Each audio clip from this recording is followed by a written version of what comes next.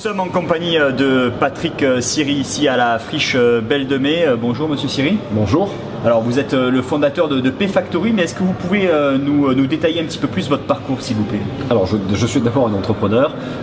J'ai fait effectivement mes premières armes dans le secteur de la promotion des ventes, de la publicité, et j'ai eu la chance de créer ce secteur quand il était en pleine expansion, de la faire grossir cette société et de la revendre avec mes associés au bon moment, à savoir quand les majors cherchaient effectivement à s'étendre en région.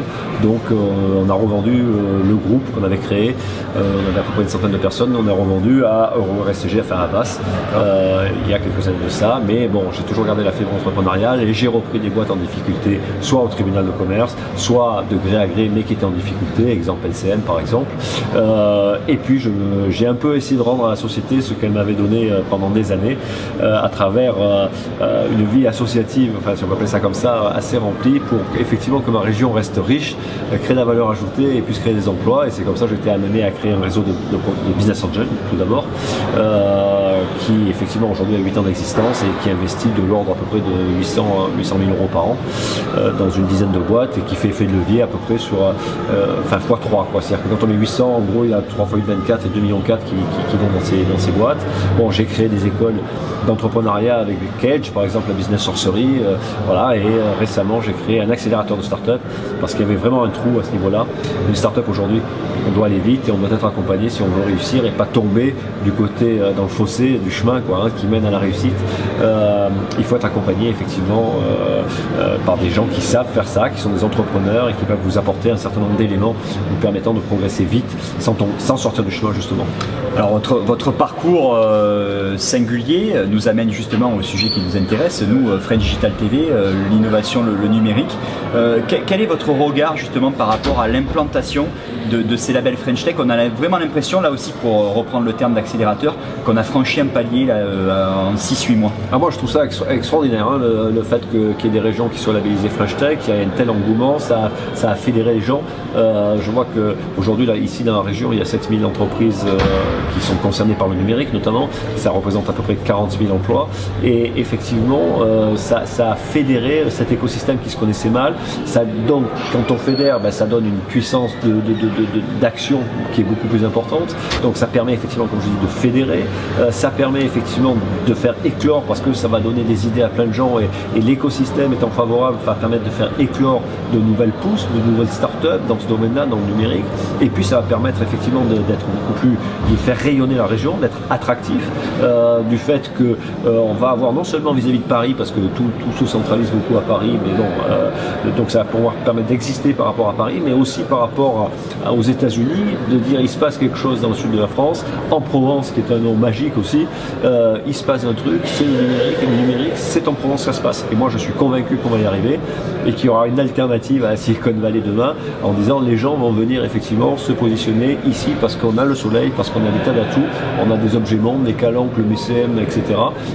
Et la French Tech pour être un objet monde, en quelque sorte, qui va permettre d'attirer des startups et d'attirer des investisseurs, des groupes éventuellement qui vont se positionner à côté de startups pour développer cet écosystème. Donc on a trouvé l'un de nos ambassadeurs à French Digital TV, puisque notre slogan majeur, c'est aidez-nous à faire de la Provence et de la région PACA la Silicon Valley de l'Europe. Moi je pense qu'on a tous les atouts pour y arriver, et ce label French Tech va amplifier le phénomène, et je suis assez confiant là-dedans. Alors à ce titre, vous avez créé votre accélérateur P-Factory.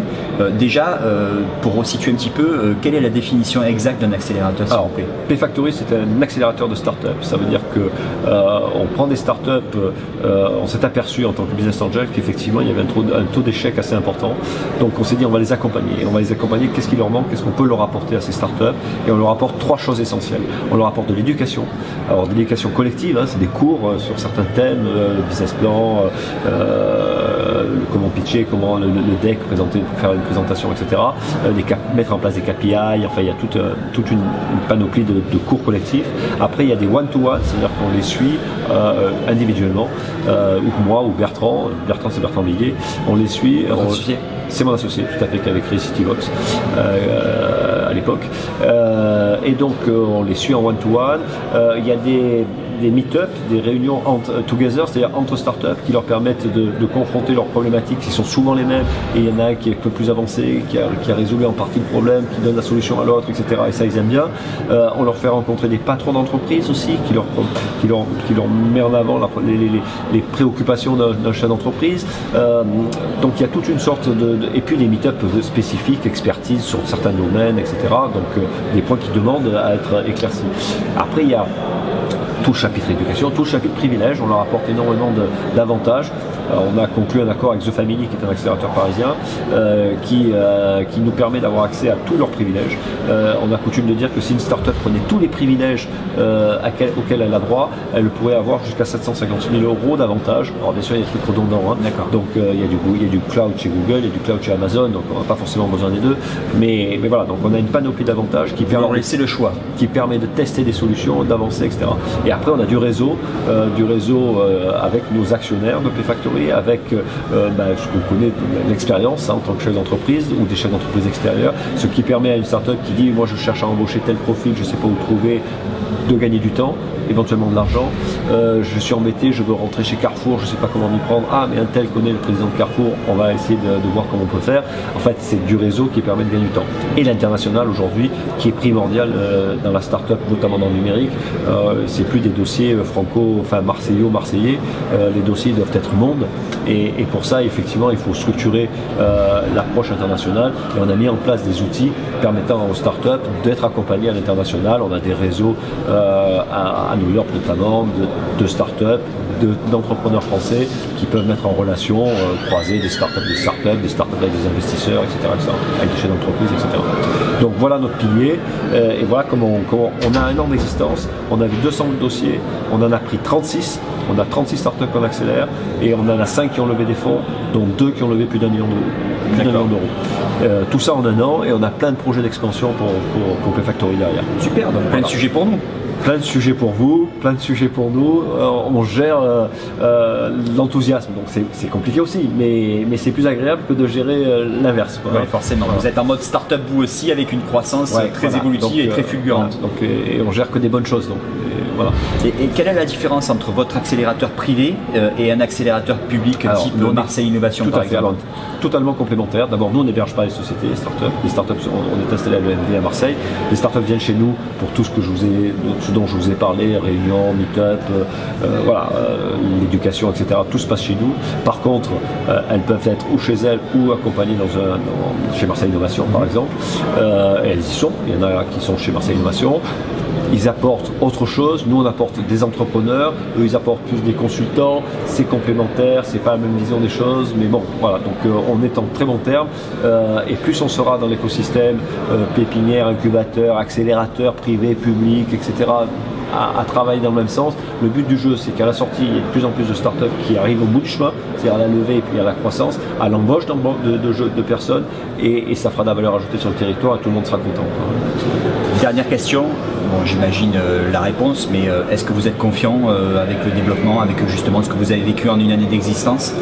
Moi je pense qu'on répond aujourd'hui, il faut accompagner les startups parce que ça va tellement vite qu'une startup elle doit être accompagnée, même si les gens parce que nous on apporte énormément d'attention à l'équipe et au talent, à l'aptitude des gens, plus qu'au diplôme, etc. On s'en fout un peu, quoi. Mais même s'ils sont très talentueux, s'ils ont de l'aptitude et tout, c'est très compliqué d'avancer très vite sans se casser la figure. Donc aujourd'hui, point de salut si on n'est pas accompagné, parce qu'il faut aller vite. C'est un domaine où avant on avait le temps, c'était un peu une croissance linéaire. Aujourd'hui, les croissances doivent être exponentielles, et si on ne veut pas se faire doubler, il faut être accompagné pour ne pas se casser la figure. Donc je suis assez confiant quant et aujourd'hui on voit éclore de plus en plus de structures d'accompagnement. Moi ça me fait plaisir, hein. Plus on est concurrents, je trouve que c'est bien, ça veut dire qu'on va accompagner plus de projets. Donc je suis assez confiant à l'avenir, et je pense que demain il y aura à Marseille, on dira le numérique, ça se passe à Marseille et ça se passe en Provence, et je souhaite que ça se passe, qu'on le dise rapidement tout ça. Parfait, merci beaucoup Monsieur Siri pour cet éclairage très intéressant, et on reviendra vous voir régulièrement dans French Digital TV pour faire un point un petit peu par rapport à tout ça. Pas de problème. Merci beaucoup. Merci, au revoir.